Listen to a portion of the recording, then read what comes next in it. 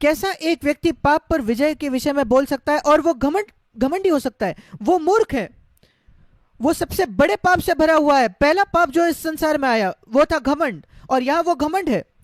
शायद वो संसारिक चीजों के विषय में घमंड नहीं रखता, पर वो बाइबल के विषय में घमंड रखता है, या अपनी आत्मिकता के विषय में घमंड रखता है। वो बेबीलोन है। एक अच्छा नैतिक जीवन रखना पर उसके बारे में घमंड करना, वो बेबीलोन है। हमने उसको पहला यूहन्ना 2:16 में पढ़ा, शरीर की अभिलाषा, आंखों की अभिलाषा और जीवन का घमंड। और इसलिए ज्ञान, पहला कुरिन्थियों 8 में लिखा है, ज्ञान फुलाता है पर प्रेम जो है वो उन्नति करता है। जीवन का पहला चिन्ह यह है, आत्मिक जीवन का पहला चिन्ह यह है, परमेश्वर के प्रति एक तीव्र प्रेम और यीशु मसीह के प्रति एक तीव्र भक्ति। और उससे आगे बढ़कर एक दूसरे से हम प्रेम कर सकते हैं कलीसिया में, जैसे यीशु मसीह ने हमसे प्रेम किया। और सब लोगों से प्रेम करना इस संसार में जैसा हम अपने आप से प्रेम करते हैं। कम से कम हमारे अंदर ये इच्छा होती है कि हम प्रेम करेंगे। ये नहीं कि हम सबकी सहायता करेंगे, पर एक मनोभाव, एक रवैया। उदाहरण स्वरूप कि इस संसार में ऐसा एक भी व्यक्ति ना हो जिसके प्रति मेरे मन में घृणा है। एक भी ऐसा व्यक्ति नहीं है जिसको मैं तुच्छ जानता हूं। यह ज्ञान है। क्या आप जानते हो, ज्ञान हमें सिर्फ फुलाता है। वो बाइबल का ज्ञान हो या विज्ञान का ज्ञान हो या संसारिक ज्ञान हो, वो एक मसीह को फुला सकता है और वो बेबीलोन का भाग बन जाता है। ये बहुत सरलता से होता है। और कई मसीह कहते हैं मैं बेबीलोन का नहीं हूं, मैं एक अच्छे कलीसिया में हूं। ये एक विशेष कलीसिया नहीं है जो बेबीलोन है, वो एक आत्मा है जो एक व्यक्ति में हो सकता है। और आप सबसे अच्छे कलीसिया में बैठ सकते हो और बेबीलोन का भाग बन सकते हो। ये एक व्यक्तिगत बात है। आप खुद तय करो, आप ज्ञान चाहते हो या जीवन चाहते हो। और जब आप बाइबल पढ़ते हो, मेरा विश्वास है कि आप में से कई लोग बाइबल पढ़ते हैं, क्या आप ज्ञान प्राप्त करना चाहते हो या जीवन प्राप्त करना चाहते हो? यही दो वृक्ष है। ये किताब, ये बाइबल आपके लिए भले या बुरे का वृक्ष हो सकता है या जीवन का वृक्ष हो सकता है। चुनाव आपका है। अगर आप सिर्फ आपके मन का इस्तेमाल करो, उसका अभ्यास करने के लिए बाइबल स्कूल जाओ और पढ़ाई करो, बहुत सारे कमेंट्री को आप पढ़ते हो और कंकॉर्डेंस को पढ़ते हो, ये अच्छा है, मैं भी कंकॉर्डेंस का इस्तेमाल करता हूं। पर अगर सिर्फ आपके मन में यह बात रह जाती है, फिर मैं उस भले या बुरे के ज्ञान के वृक्ष के पास जा रहा हूं या बाइबल के ज्ञान के वृक्ष के पास जा रहा हूं। प्रभु ने आदम से कहा, अगर आप उस फल से खाओगे तो तुम मर जाओगे, और यह आज भी सच है।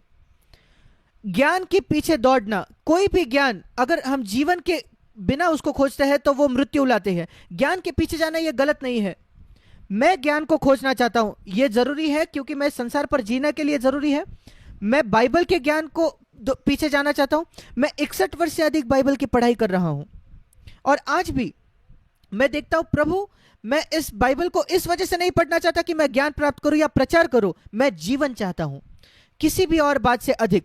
मैं उसी बात के पीछे दौड़ना चाहता हूं, इसलिए मैं बेबीलोन से दूर रहना चाहता हूं। और यह पहली बात है जिसके बारे में मैं आपको चेतावना चाहता हूं, मेरे भाइयों, मेरे बहनों, बहुत प्रेम से, बिल्कुल विनम्रता से, जब आप बाइबल को पढ़ो, जब आप एक संदेश सुनो, ये मत सोचो कि मुझे कुछ समझ गया। कुछ लोग सोचते हैं, विशेषकर जो प्रचारक होते हैं, अरे मुझे एक मिल गया कि मैं प्रचार करूं अगले संदेश में। क्या आप इस वजह से बाइबल को पढ़ रहे हो? एक संदेश में आप बाइबल पढ़ते हो एक, ताकि आपको एक पॉइंट मिले अगले संदेश में, ताकि आप अपने आप के लिए आदर प्राप्त करो। यह बेबीलोन है। जब आप प्रचार करो अपने आप के लिए आदर प्राप्त करने के लिए, यह 100% बेबीलोन है। हमें इसलिए प्रचार करना है ताकि हम मसीह की ओर दिखा सके, ताकि हम लोगों को अपनी दूर खींचकर मसीह की ओर खींचे। हम मसीह की ओर अपना उंगली दिखाए ताकि सब लोग वहां खींचे जाए। वही दुल्हन की आत्मा है जो एक मार्ग दिखाती है अपने से दूर।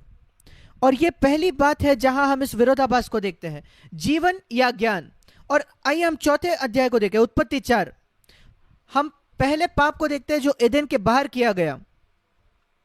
जब आदम और हवा को उस बगीचे से बाहर निकाला जाता है तो हम कैन और हाबिल के विषय में पढ़ते हैं, जो परमेश्वर के सामने एक भेंट चढ़ाते हैं। और फिर एक बार हम एक विरोधाभास देखते हैं, बेबीलोन और जेरूशलेम को हम देखते हैं।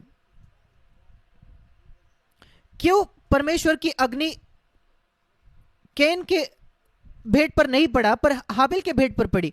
कैन को यही बात तो सता रही थी कि क्यों हाबिल को भेंट को स्वीकार किया। और पुराने नियम में किसी की भेंट स्वीकार करने को परमेश्वर आग गिराने से दर्शाता था। वही हम लेव्य व्यवस्था में पढ़ते हैं। और उसका कारण यह नहीं है कि कई प्रचारक जो कहते हैं कि हाबिल ने एक भेड़ को लाया और उसने रक्त को चढ़ाया, ऐसा बिल्कुल नहीं है। ऐसे भी भेंट है जो प्रभु ने कहे गए थे जहां कोई भी लहू नहीं होता। जो जो भेंट कैन और हाबिल ला रहे थे वो पाप का भेंट नहीं था, वो एक धन्यवाद का भेंट था। और कैन ने यह भेंट लाया क्योंकि वो एक किसान था और इसलिए उसने वैसी भेंट लाई, और हाबिल चरवाहा था इसलिए उसने एक भेंट लाई। फर्क क्या था उन दोनों के बीच में? कैन ने चौथे वचन में एक भेंट लाई, माफ करना, तीसरे वचन में कैन ने कुछ भेंट लाई और हाबिल ने चौथे वचन में अपने भेड़ बकरियों में से सबसे उत्तम परमेश्वर के लिए लाया।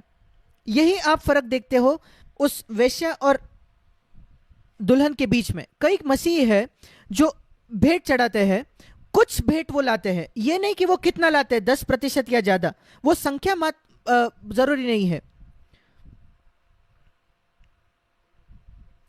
जो हाबिल ने जो भेड़ लाई वो शायद बहुत छोटी होगी, और जो कुछ उपज भूमि की कैन ने लाई उससे शायद वो छोटी हो सकती है, वो जरूरी नहीं है। पर कैन ने कुछ लाया, पर हाबिल ने सर्वोत्तम लाया।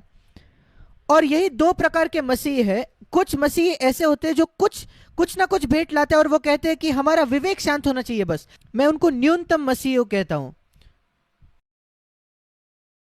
उनका पूरा रवैया यही होता है, सबसे कम क्या है कि मैं परमेश्वर को प्रसन्न करूं, सबसे कम क्या करना होगा स्वर्ग जाने के लिए, सबसे कम क्या है जिससे मेरे पापों की क्षमा हो सकती है, उसको कहते हैं एक कुछ भेंट लाना, और वो हमेशा बेबीलोन में अंत होता है। दूसरा मसीह जो है वो हाबिल के जमान होता है, वो कहता है प्रभु अधिकतम क्या है जो मैं तेरे लिए दे सकता हूं इस एक जीवन में जो तूने मुझे दिया है इस पृथ्वी पर। आपको पूर्ण काल सेवा में जाने की जरूरत नहीं।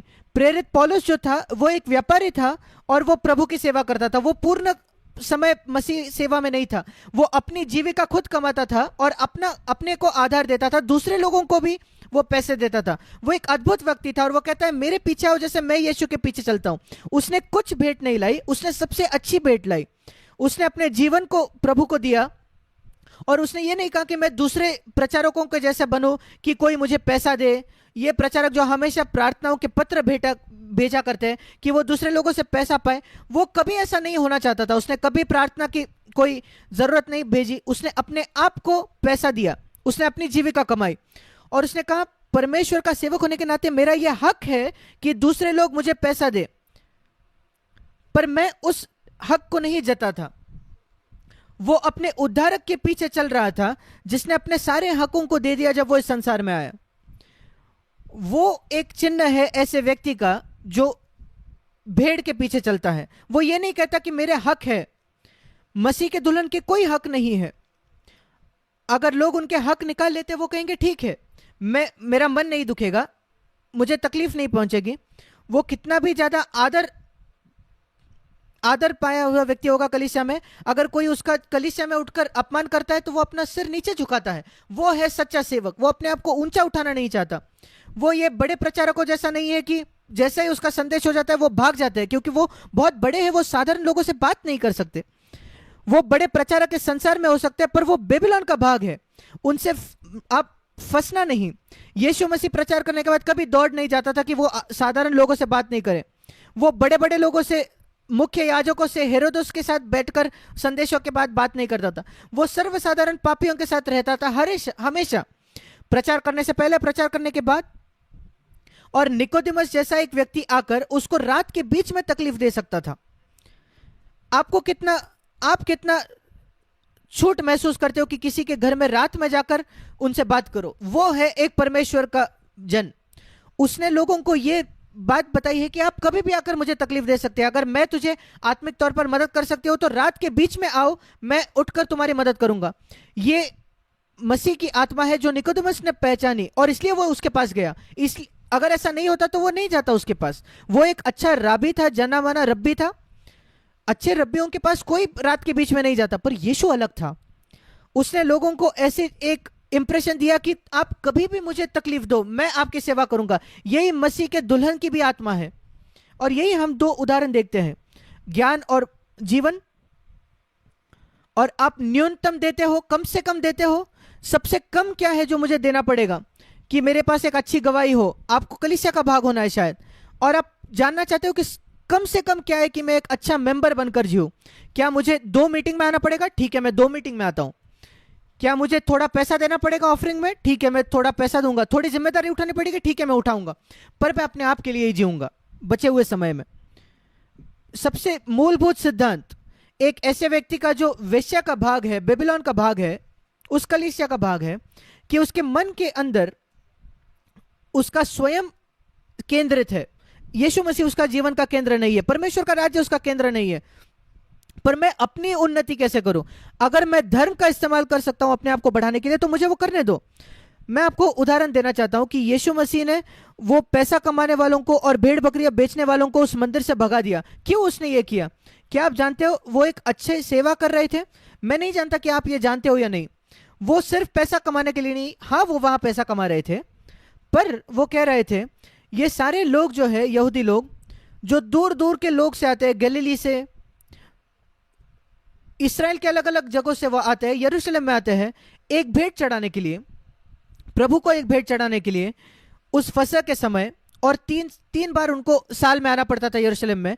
और अपनी भेड़ को इतने दूर अपने घर से लाने से बजाय, जो बहुत बड़ा, बहुत मुश्किल होगा, इतनी दूर यात्रा करना एक जानवर को ले जाके भेंट के लिए बहुत कठिन होगा।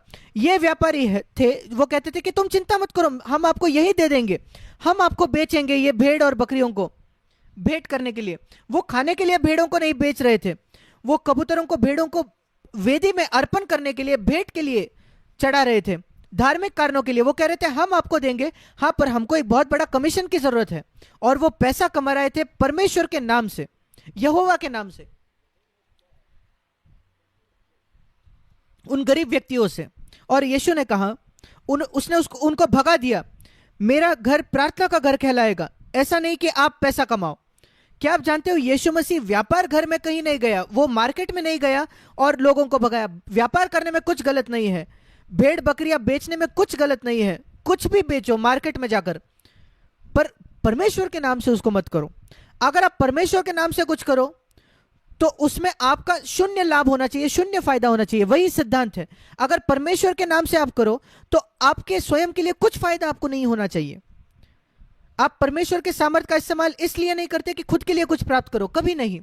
वो बेबीलोन है।